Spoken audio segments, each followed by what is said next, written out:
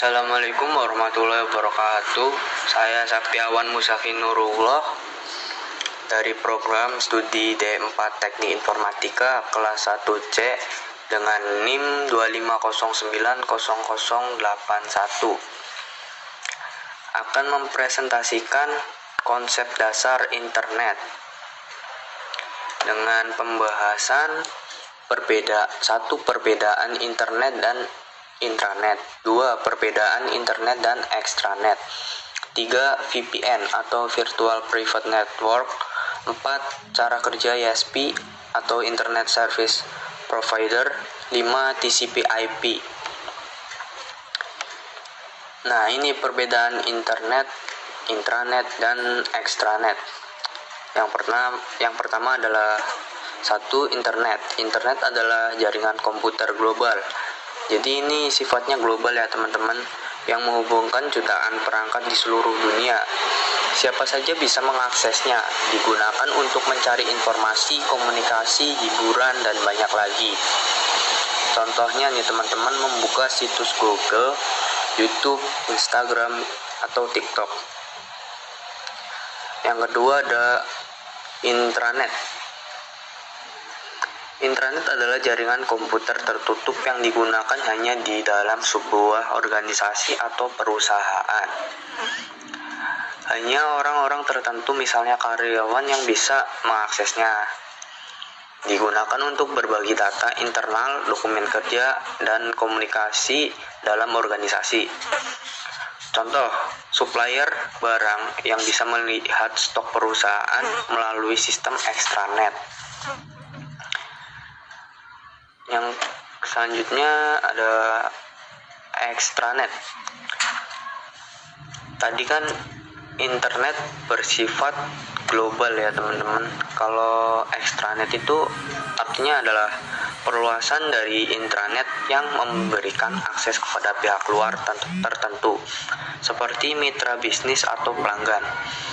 Tetap bersifat terbatas dan dikontrol, digunakan untuk kerjasama antar organisasi atau berbagi data penting dengan aman. Contoh, supplier barang yang bisa melihat stok perusahaan melalui sistem extranet itu.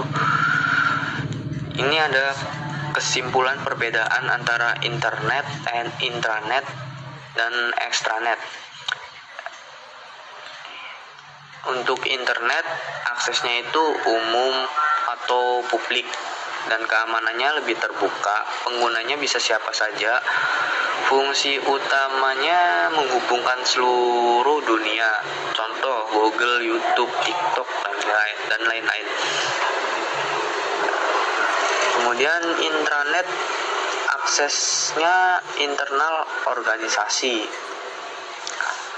Keamanannya lebih aman, tertutup, penggunanya karyawan atau anggota organisasi. Fungsi utama menghubungkan berbagi informasi dalam organisasi. Contoh, portal perusahaan, sistem kampus. Selanjutnya, perbedaan dari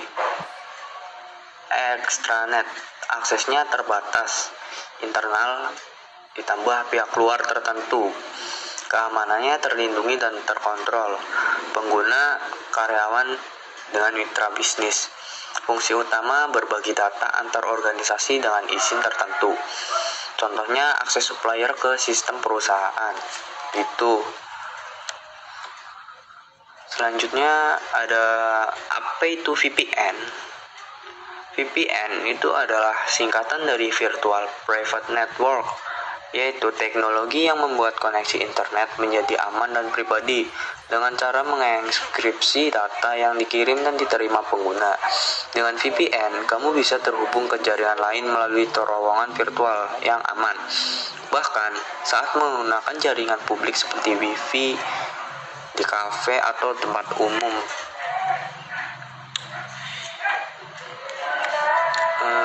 Ini ada fungsi utama dari VPN. Keamanan data, melindungi informasi pribadi agar tidak mudah disadap oleh pihak lain. 2. Privasi online, yaitu menyembunyikan alamat IP asli sehingga lokasi pengguna tidak mudah dilacak. Yang ketiga, akses jarak jauh, yaitu memungkinkan pengguna mengakses jaringan kantor atau kampus dari tempat lain secara aman. Keempat, mengakses konten terbatas, kayak bisa digunakan untuk membuka situs atau layanan yang dibatasi di suatu negara.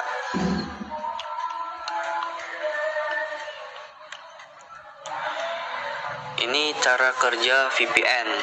Ketika teman-teman mengaktifkan VPN, yang pertama, data dari perangkatmu dienkripsi, dikodekan sebelum dikirim ke internet. Lalu data tersebut dikirim melalui server VPN, bukan langsung ke situs tujuan. Terus server VPN kemudian meneruskan data ke situs yang kamu buka. Lalu situs hanya melihat alamat IP server VPN, bukan IP aslimu gitu. Contoh penggunaan VPN. Karyawan bekerja dari rumah dan ingin mengakses intranet kantor secara aman. Mahasiswa mengakses jurnal kampus dari luar negeri. Pengguna internet ingin melindungi data pribadi saat memakai Wi-Fi umum.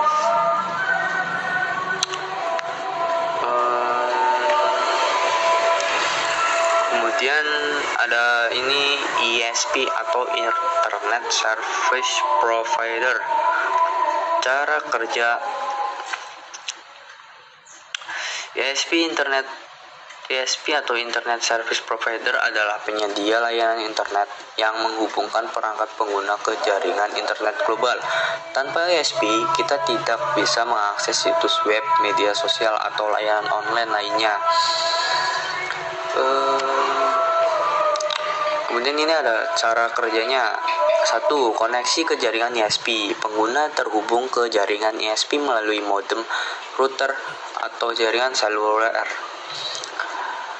ISP menyediakan jalur komunikasi menggunakan kabel fiber optik DSL atau satelit.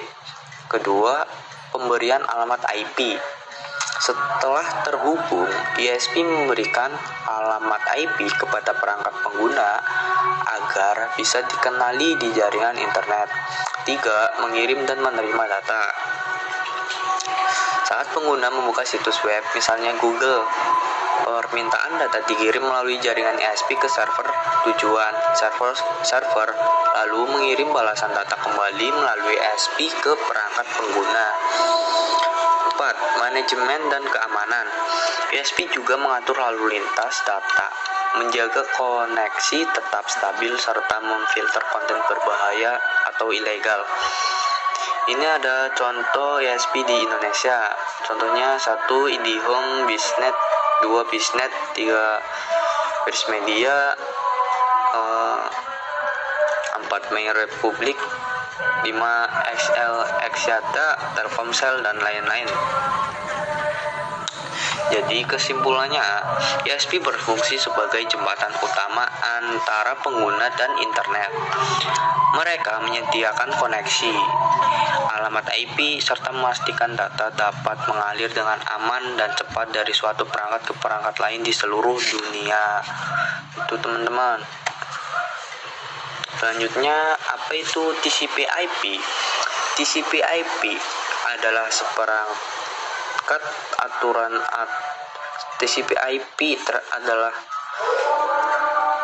TCP/IP atau Transmission Control Protocol atau Internet Protocol. TCP/IP adalah perangkat atau aturan atau protokol komunikasi yang digunakan agar komputer dan perangkat lain bisa saling terhubung dan bertukar data di jaringan internet. Tanpa TCP/IP, data dari satu perangkat tidak akan bisa dikirim dengan benar ke perangkat lain. Kemudian kepanjangan dan fungsi TCP/IP.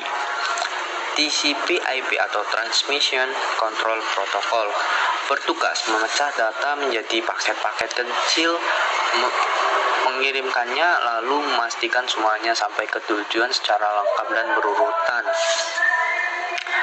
Dan IP atau Internet Protocol bertugas menentukan alamat tujuan dan pengirim seperti alamat rumah di dunia nyata agar setiap paket data tahu kemana harus dikirim.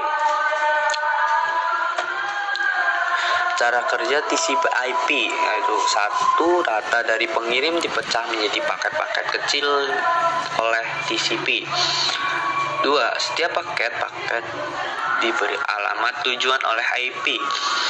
3. Paket-paket dikirim melalui berbagai jalur di internet. 4. Di sisi penerima, TCP menyusun kembali paket-paket tadi menjadi data yang utuh gitu. Nih contohnya, saat kamu menonton video YouTube, data video dikirim dari server YouTube ke perangkatmu melalui sistem TCP/IP. Potongan-potongan data dikirim, diterima, lalu disusun kembali agar video bisa diputar dengan lancar. Tuh teman-teman.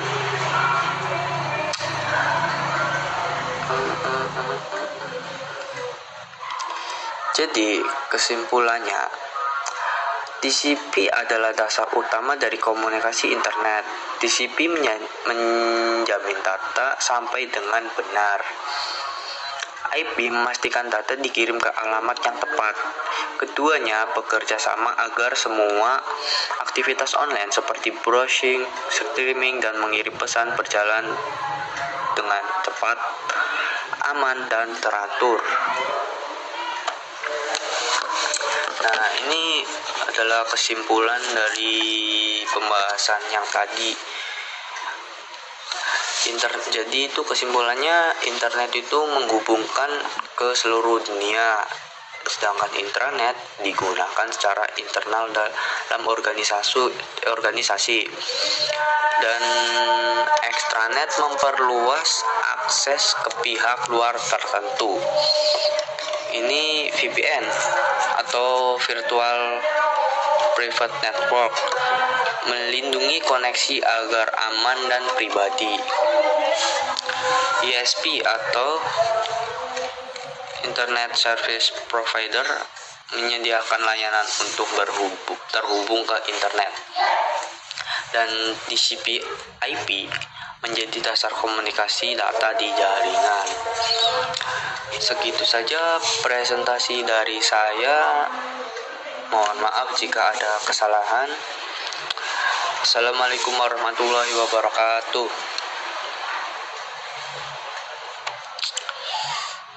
Terima kasih.